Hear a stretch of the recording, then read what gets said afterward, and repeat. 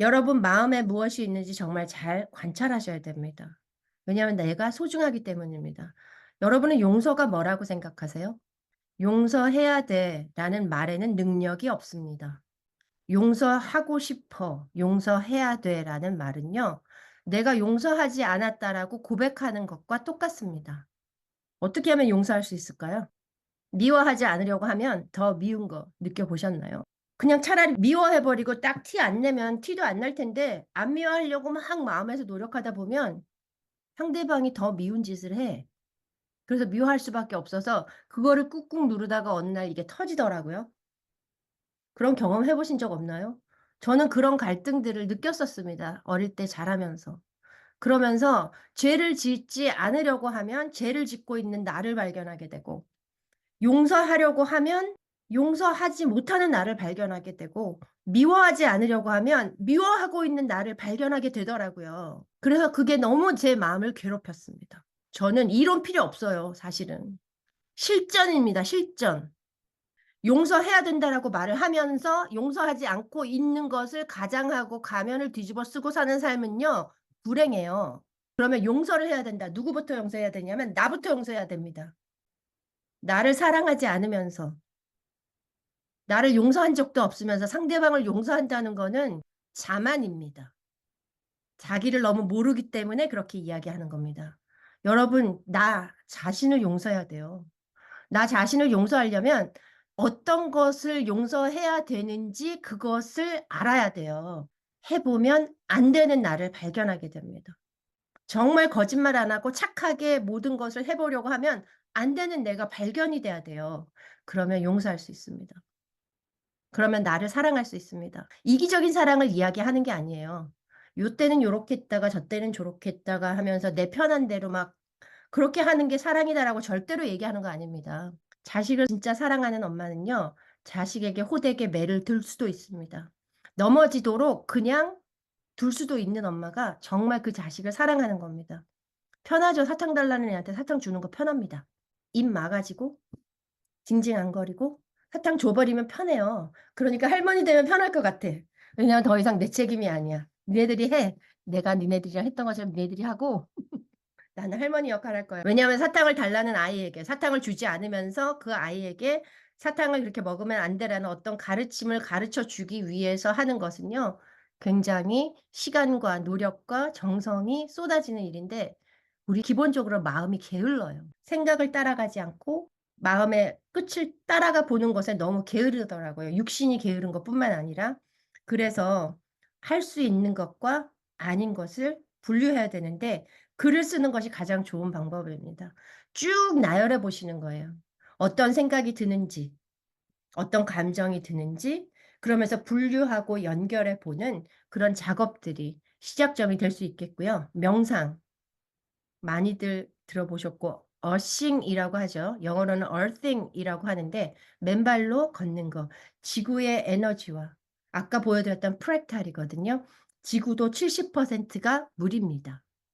우연이 아닌 거예요. 우리 몸과 동일하거든요. 그래서 그 거대한 에너지에 배터리 차지하듯이 그렇게 하는 것이 우리 몸을 도와주고 우리의 마음을 안정시켜주고 건강해질 수 있는 또 방법이 되고요. 정말 마음이 힘드실 때는 정말 숨 호흡에 집중해 보세요.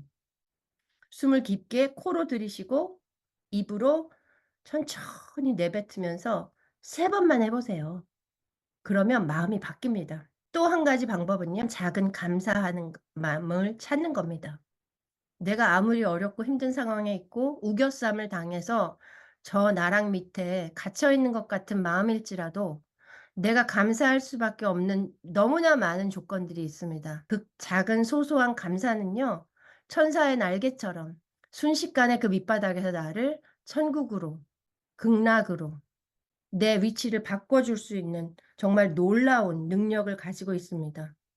자, 긍정확언 많이들 이야기하죠. 나를 칭찬해 줘야 됩니다. 그러려면 나를 좀 알아야 돼요. 사소한 칭찬해 주세요. 내가 나를 받아주지 않으면 누가 나를 받아주겠습니까? 내가 나를 용서하면 다른 사람을 용서할 수 있습니다. 내가 용서하지 않으면 나를 사랑할 수 없습니다. 사랑에는 조건이 없잖아요. 자식 사랑하는데 조건 없잖아요.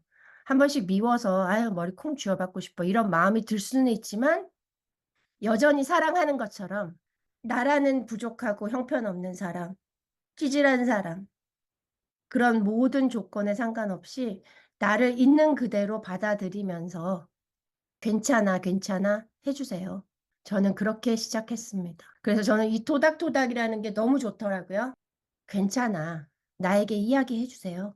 그래서 나를 용서하고 나를 사랑하고. 나를 용서하는 건 내가 어떤 찌질한 생각을 했어도 그것에서부터 나를 괜찮다고 용서해 주는 겁니다. 나에게 수시로 "괜찮아, 괜찮아." 이야기해 주시고 나에게 사랑하는 말을 해 주세요. "잘했어. 그 정도면 잘한 거야." 라고 위로해 주시고 보담아 주시고 그 시작이 이웃에서 시작돼야 되는 것이 아니라 나에게서 시작돼야 됩니다.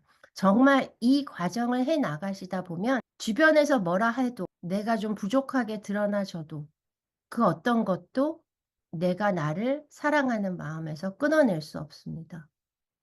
그런 사람은 주변에 있는 사람들의 있는 모습 그대로 받아들여 주고 사랑할 수 있습니다. 용서에 대해서 제 개인적인 말씀을 잠깐 드리면요. 저는 그런 것들에 대해서 고민을 많이 해 보다 보니까 용서라는 건요 사람들이 착각을 많이 하시더라고요. 용서했다고 해서 지금 당장 전화해서 "괜찮아." 그 사람한테 괜찮은 척 해야 되고 하는 것이 용서가 아닙니다 절대로. 용서는요 내가 나와 하는 겁니다. 내가 용서가 안 되는 어떤 사람이 있을 때 그 사람이 그렇게 할 수밖에 없었던 그 사람의 마음을 '그 사람은 그렇구나.'라고 인정해 주는 게 바로 용서입니다. 다시 얘기하면 마음 디톡스를 해서 버릴 것과 버리지 않고 내가 킵해야 될 것을 구분하는 것은요. 내가 바꿀 수 있는 것과 바꿀 수 없는 것을 구분하는 것과 똑같습니다.